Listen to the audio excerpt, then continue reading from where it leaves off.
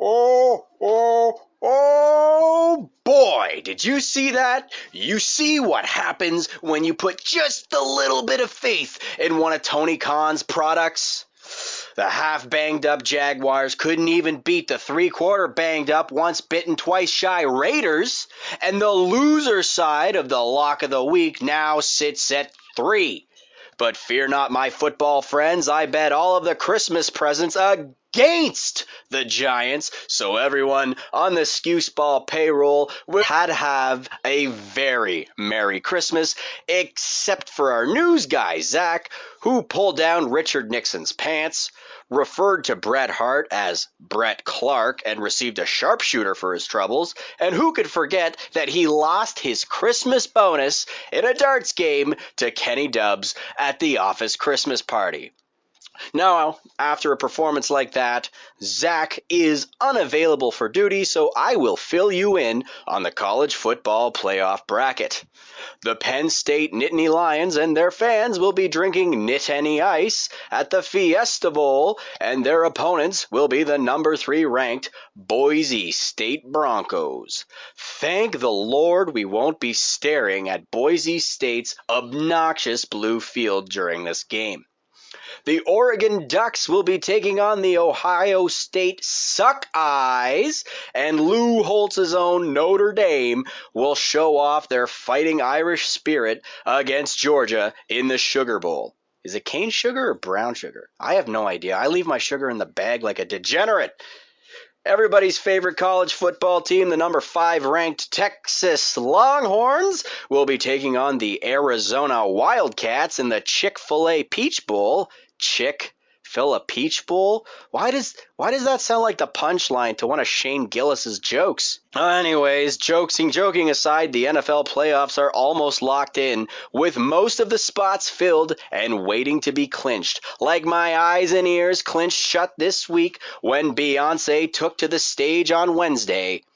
The Kansas Swiftie Chiefs have once again clinched home turf advantage in the upcoming playoffs as Pat Mahomes led his team to a 29-10 victory over the Pity City Steelers. Also on the Christmas Day slate, we witnessed Terry Funk's new favorite team crash and burn out. C.J. Stroud gave the kids these days a taste of what the team was like 20 years ago as the offense put up a terrible performance, and the only points on the scoreboard for Houston came from the defense from a safety, as the Baltimore Ravens folded the Houston Texans like a pair of French undies with the final score, Ravens 31, Texans 2. The Texans, Ravens, Bills, and Steelers will be joining the Kansas Swiftie Chiefs in the NFL playoffs on the AFC side, while in the NFC side, the Lions, Eagles, Vikings, and Packers are raring to go with 3 open spots left. And competition will be tense as the Rams, the Falcons, the Commies, the Buccaneers, and the Seahawks outbid each other for a shot at the bowl. Geno Smith and the Seahawks hope that they can make the Chicago Bears roll over and play dead on Thursday Night Football, which probably starts in about, now? Also in football this week, Puka Nacua hopes that his LA Rams team can catch a playoff berth as the Rams take on the Cardinals on primetime Saturday. Baker Mayfield and the boys are going to host the fumbling Carolina Panthers Sunday afternoon, as well as the New York Giants, who, by the way, haven't won a game since October. The New York Giants will be hosting the Indianapolis Colts, and it shouldn't be hard fixing the quarterback problem in New York at the end of the season this year with what looks like a number 1 draft pick in your pocket.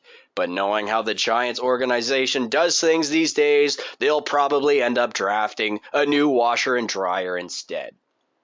And Sunday at 4 o'clock, the Packers are in Minnesota, and with both teams in the playoff picture, you know this one's gonna be a banger!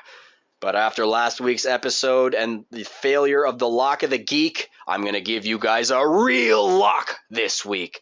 So set your timers for Sunday at 8:15 p.m. because this is what I'm going for. Primetime matches have been a curse for Kirk Cousins his whole career, and things have gotten to the point where the Iceman Cousins has cometh and been benched in favor of the up-and-coming Michael Penis Jr.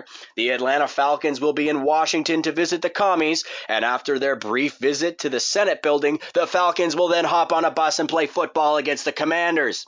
Jaden Daniels has rallied his team over the Eagles last week in the feel-good moment of the year, while Michael Penis Jr. barely beat the Giants. And while I say barely beat, yes, he did score 31 points, but come on, it's the Giants.